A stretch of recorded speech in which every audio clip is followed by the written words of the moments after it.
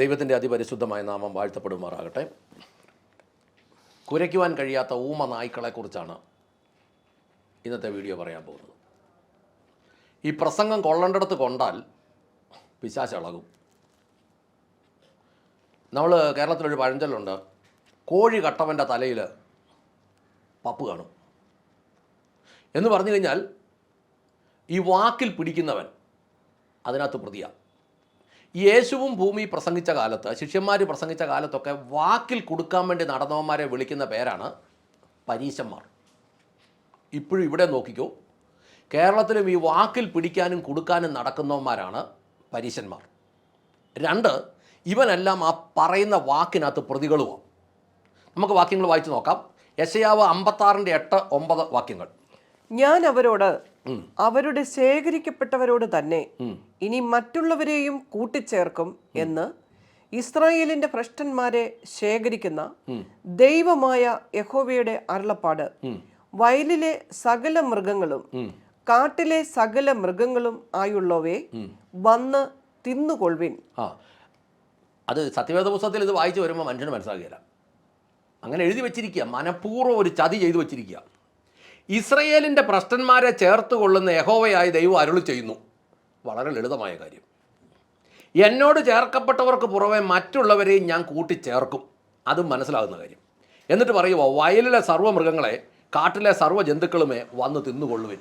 നിങ്ങളൊന്ന് ആലോചിച്ച് നോക്കിയാൽ, കേരളത്തിൽ കാട്ടുമൃഗങ്ങളും നാട്ടുമൃഗങ്ങളും എല്ലാം കൂടെ പണി തുടങ്ങിയില്ലേ? കേരളത്തിലെ ഇഴജന്തുക്കൾ, വേഴാമ്പൽ, മയിൽ, കുരങ്ങ്, മലയണ്ണാന് ആകെ എല്ലാം കൂടെ കൃഷിക്കാരനെ തീർത്തില്ലേ? കൃഷിക്കാരനെ തീർത്തെന്ന് പറഞ്ഞാൽ എന്നാ അർത്ഥം? ചാപ്പാട് തരുന്നവനെ തീർത്തെന്ന അർത്ഥം.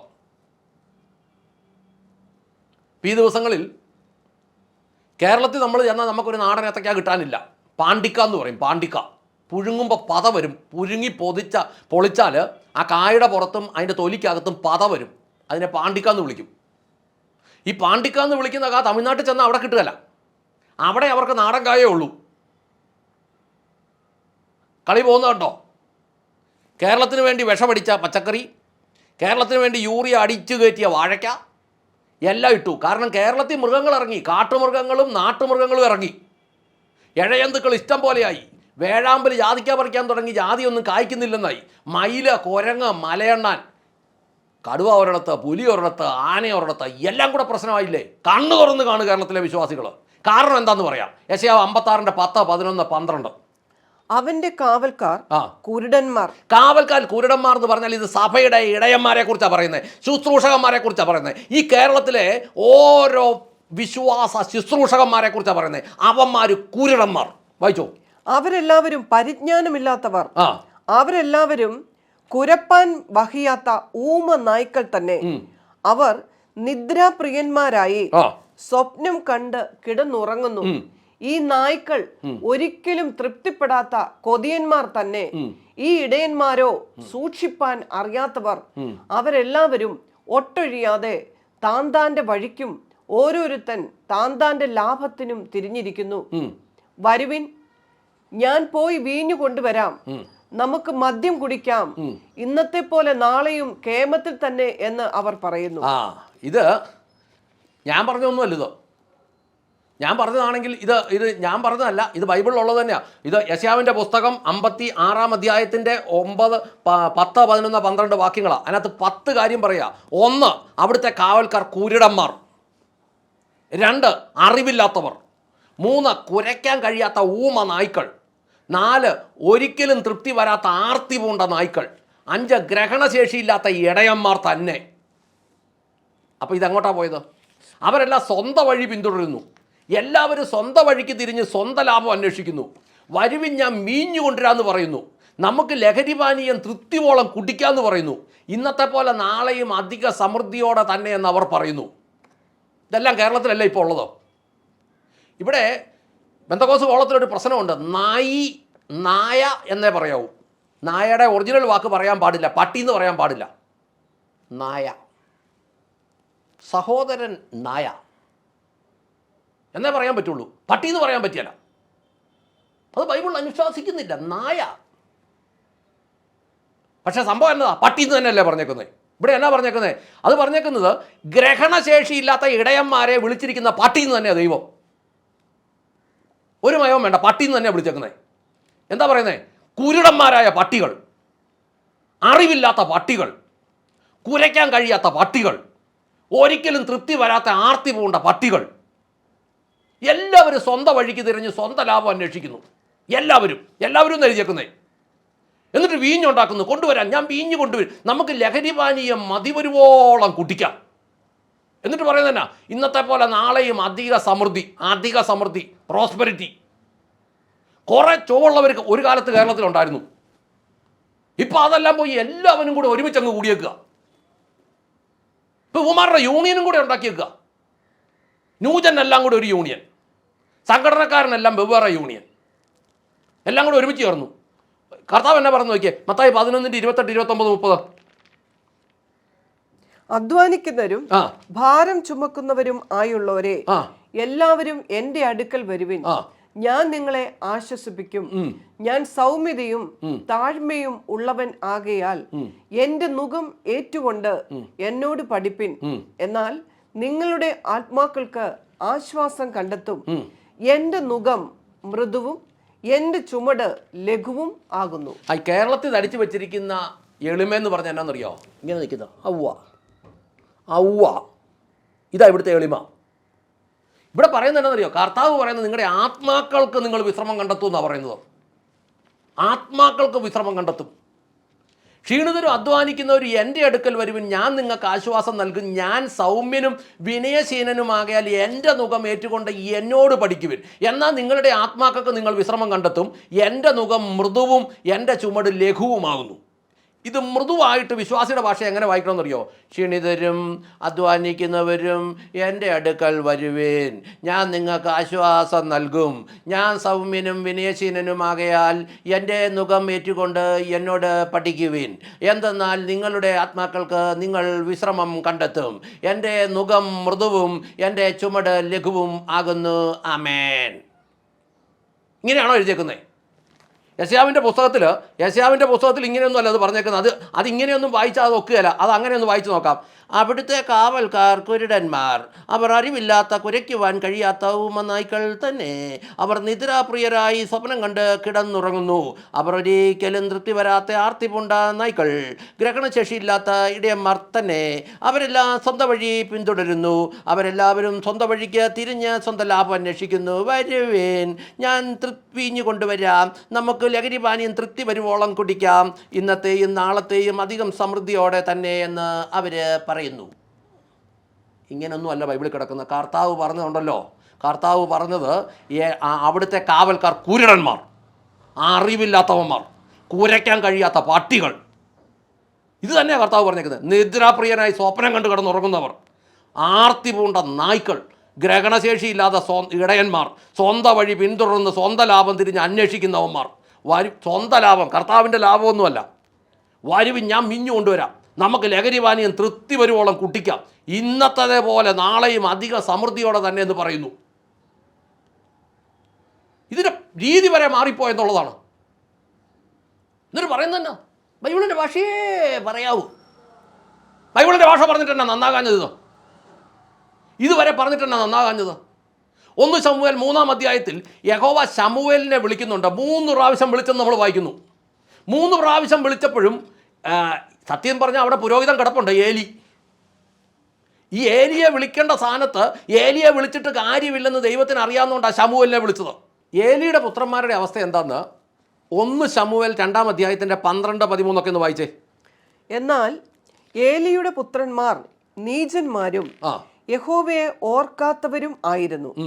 ഈ പുരോഹിതന്മാർ ജനത്തോട് ആചരിച്ച വിധം എങ്ങനെയെന്നാൽ, വല്ലവരും ഒരു യാഗം കഴിക്കുമ്പോൾ മാംസം വേവിക്കുന്ന സമയത്ത് പുരോഹിതന്റെ ബാല്യക്കാരൻ കയ്യിൽ മുപ്പല്ലിയുമായി വന്ന് കലത്തിലോ ഉരുളിയിലോ കുട്ടകത്തിലോ ചട്ടിയിലോ കുത്തും. മുപ്പല്ലിയിൽ പിടിച്ചതൊക്കെയും പുരോഹിതൻ എടുത്തുകൊള്ളും. ശീലോവിൽ വരുന്ന എല്ലാ ഇസ്രായേലിയരോടും അവർ അങ്ങനെ ചെയ്യും. മേധസ് ദഹിപ്പിക്കും മുൻപേ പുരോഹിതന്റെ ബാല്യക്കാരൻ വന്ന് യാഗം കഴിക്കുന്നവനോട്, പുരോഹിതന് വറുപ്പാൻ മാംസം തരിക, പച്ച മാംസമല്ലാതെ വേവിച്ചത് അവൻ വാങ്ങുകയില്ല എന്ന് പറയും. അതായത് ഏലിയുടെ പുത്രന്മാര് ദുഷ്ടന്മാരും യഹോവയെ അവഗണിക്കുന്നവരുമായിരുന്നു. അന്ന് ജനങ്ങളുടെ നേരെ ഈ പുരോഹിതന്മാർ ഈ വിധം പെരുമാറി എന്നൊക്കെ എഴുതി വെച്ചിട്ട് അതിൻ്റെ 25-ാം വാക്യത്തിനകത്ത് നമ്മൾ വായിക്കുന്നത്, ഒരു മനുഷ്യൻ മറ്റൊരു മനുഷ്യനോട് പാപം ചെയ്താൽ ദൈവം അവന് വേണ്ടി മധ്യസ്ഥത വഹിക്കും. എന്നാൽ ഒരു മനുഷ്യൻ ദൈവത്തോട് പാപം ചെയ്താലോ അവിടെ മധ്യസ്ഥത വഹിക്കാൻ ആരുണ്ട്? അവർ പിതാവിൻ്റെ ശാസന വകവച്ചില്ല, അവരെ മരണത്തിന് ഏൽപ്പിക്കുക എന്നത് ദൈവനിർണയമായിരുന്നു എന്ന് പറഞ്ഞാൽ മനസ്സിലാകുന്നത്, നമ്മൾ ആ ഭാഗം വായിച്ചാൽ അവിടെ 22-ാമത്തെ ഒന്ന് വായിച്ചേ, 22-ാം വാക്യം. ഏലി വൃദ്ധനായാറെ അവന്റെ പുത്രന്മാർ എല്ലാ ഇസ്രായേലിനോടും ചെയ്യുന്നതൊക്കെയും സമാഗമന കൂടാരത്തിന്റെ വാതിക്കൽ സേവ ചെയ്യുന്ന സ്ത്രീകളോടുകൂടെ ശയിക്കുന്നതും അവൻ കേട്ടു. അപ്പോൾ ഇത്രേ ഉള്ളൂ. എല്ലാ ദുഷ്ടതയും ഉണ്ടായിരുന്നു. ഇന്ന് കേരളത്തിലെ മിക്കവാറും ഉള്ളതിൻ്റെ ഒക്കെ പുറകിൽ ചെന്നാൽ ഇത് തന്നെയാണ്. മുന്നൽ വലിയ സ്തുതിയും സ്തോത്രവും റിമ്പായും ഒക്കെ ഉണ്ടാവും. പക്ഷേ അതിനപ്പുറത്തോട്ട് ചെന്നാൽ ഇപ്പോൾ ഈ ദിവസങ്ങളിൽ മനസ്സിലാക്കുന്ന പല ശുശ്രൂഷകരും വാ വിളിച്ചാൽ തെറിയ വിളിക്കുന്നതാണ് പറയുന്നത്. തെറി വിളിക്കുന്നതിന് കുഴപ്പമില്ല കേട്ടോ, അത് പ്രസംഗത്തിലല്ലല്ലോ. ഭയങ്കര ദൂതുകളും പറയുന്നവരാ. അപ്പോൾ അതിൻ്റെ പുറകിൽ മദ്യപാനമുണ്ട്, പെണ്ണുപിടിയുണ്ട്, ഇതുണ്ടെങ്കിൽ സാമ്പത്തിക തട്ടിപ്പുണ്ട്, ഇതിനകത്തില്ലാത്ത ഗുണ്ടായിസം സഹിതം എല്ലാം കാണും. ഇത് കൂട്ടത്തിൽ നടക്കുന്നവന്മാർക്ക് ഇത് കൃത്യം അറിയുകയും ചെയ്യാം. 25-ാം വാക്യം പറയുന്നത് അവസാനം അവരെ മരണത്തിന് ഏൽപ്പിക്കുക ദൈവ നിശ്ചയമായിരുന്നു എന്ന് എഴുതിയേക്കുന്നത്. മരണത്തിന് ഏൽപ്പിക്കുക ദൈവ നിശ്ചയമായിരുന്നു. എന്തുകൊണ്ടാണെന്നറിയോ ഈ കേരളത്തിൽ ഈ കള്ളപ്രസംഗകരും പ്രസംഗ തൊഴിലാളികളും ഈ ഇവന്മാരെല്ലാം ഇവിടെ കിടന്ന് കളിക്കുന്നത്? കളിപ്പിക്കാൻ ജനമുള്ളതുകൊണ്ടാണ്. ഈ പുരോഹിതനും മക്കളും വഴിവിട്ടപ്പോൾ ഏലിയുടെ കാര്യമാണ് പറയുന്നത്, ഇന്നത്തെ അവസ്ഥയാണ് പറയുന്നത്. ദൈവ ശിശുക്കളെ വിളിക്കും. ബൈബിൾ കോളേജിൽ പഠിച്ചവനും ഭാഷ അറിയാവുന്നവനും ബൈബിളിൻ്റെ ഭാഷ അറിയാവുന്നവനും ചെയ്യേണ്ട വേല ചെയ്യാതെ വരുമ്പോൾ ദൈവം ശിശുക്കളെ വിളിക്കും. ഈ സമൂഹലിനെ വിളിച്ചതുപോലെ വിളിക്കും. അപ്പോൾ ഇവിടെയുള്ള പുരോഹിതന്മാർ, ഇവിടെയുള്ള പരീശന്മാർ അവരുടെ ഭാഷ നന്നാക്കാൻ നടക്കും. കാരണം ഇവനൊക്കെ 10-12 പിള്ളേരല്ലേ. ഇതിനെയെല്ലാം പോറ്റി പുലർത്തണമെങ്കിൽ വിശ്വാസിയെ നശിപ്പിച്ചാലല്ല പറ്റുള്ളൂ. വർഷം 1.5 വർഷം കൂടുമ്പോൾ ഭാര്യ പ്രസവിക്കുമ്പം നാട്ടുകാരൻ്റെ കയ്യിൽ നിന്നല്ലേ ഇതിൻ്റെ പൈസ ഉണ്ടാക്കാൻ പറ്റുള്ളൂ. ഈ പിള്ളേരെ ഉണ്ടാക്കാൻ മാത്രമല്ല ഇവനെ കൊണ്ട് പറ്റുള്ളൂ, ബാക്കി മുഴുവൻ നാട്ടുകാരുടെ പൈസ എല്ലാം ചെയ്യുന്നത്. ഇങ്ങനെയുള്ളവനൊക്കെ ഭാഷ നന്നാക്കാൻ നടക്കും. എന്നാ സംഭവിക്കുന്നു ഇവിടെ? അതുകൊണ്ട് കൃത്യമായിട്ട് പറഞ്ഞ് പ്രാർത്ഥിക്കാം.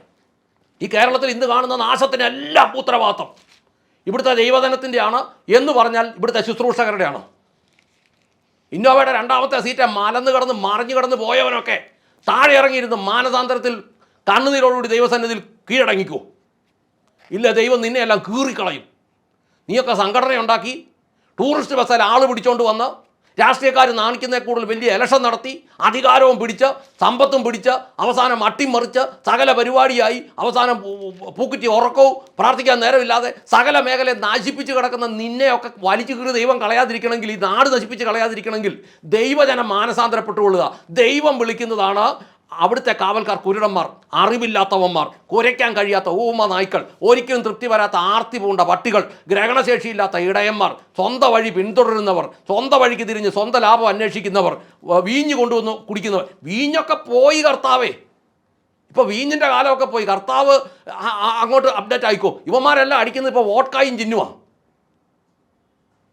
മറ പെണ്ണുങ്ങൾ അടിക്കുന്നതാണ് വീഞ്ഞ്, അത് നൊരയുന്ന വീഞ്ഞ്. തൃപ്തി വരുവോളം കുടിക്കും. സമൃദ്ധിയല്ലേ സമൃദ്ധി. ഞാൻ തിന്നുന്ന ബർഗറിന് എക്സ്ട്രാ ചീസ് കയറ്റുന്ന കാര്യമാണ് പറയുന്നത്, തിന്നുന്ന കാര്യമാണ് പറയുന്നത്. എക്സ്ട്രാ ചീസ്, ബാക്കിയൊരു കാര്യമൊന്നുമല്ല. ആത്മാക്കളുടെ വിശ്രമമോ കാര്യങ്ങളൊന്നുമല്ല പറയുന്നത്, ദേശത്തിൻ്റെ നന്മയൊന്നുമല്ല പറയുന്നത്. അതുകൊണ്ട് പ്രാർത്ഥിക്കാം. സ്വർഗസ്ഥനായ ഞങ്ങളുടെ പിതാവേ, ഞങ്ങളുടെ കർത്താവായ യേശു ക്രിസ്തുവേ, പരിശുദ്ധാത്മാവായി ഞങ്ങളുടെ നല്ല ദൈവമേ, ദേശത്തോട് അങ്ങ് ഇടപെടണമേ. ഒരു പുതിയ ഉണർവ് ഇവിടെ അയക്കണമേ. അനേകരെ മാനസാന്തരത്തിലേക്ക് കൊണ്ടുവരണമേ. കർത്താവെ, പറയുന്നതിൽ തന്നെ ജീവിക്കുന്ന ഒരു സമൂഹം എഴുന്നേക്കണമേ.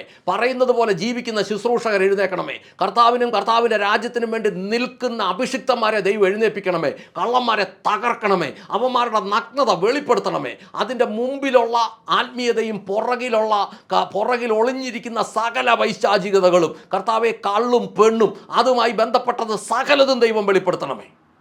എൻ്റെ കർത്താവിൻ്റെ കരങ്ങളിലേക്ക് സകലതും പരമേൽപ്പിക്കുന്നു. കർത്താവിൻ്റെ കരം തന്നെ. കർത്താവെ, ദൈവത്തിൻ്റെ വചനം പറയുന്നല്ലോ, ജീവനുള്ള ദൈവത്തിൻ്റെ കരങ്ങളിൽ വീഴുന്നത് ഭയങ്കരം. കേരളത്തിൽ ജീവനുള്ള ദൈവത്തിൻ്റെ കരങ്ങളിൽ വീഴേണ്ടവൻ വീഴട്ടെ എന്ന് പ്രാർത്ഥിക്കുന്നു.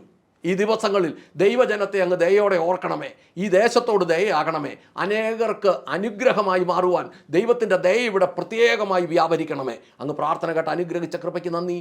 യേശു ക്രിസ്തുവിൻ്റെ ധന്യമുള്ള നാമത്തിൽ തന്നെ. ആമേൻ, ആമേൻ, ആമേൻ.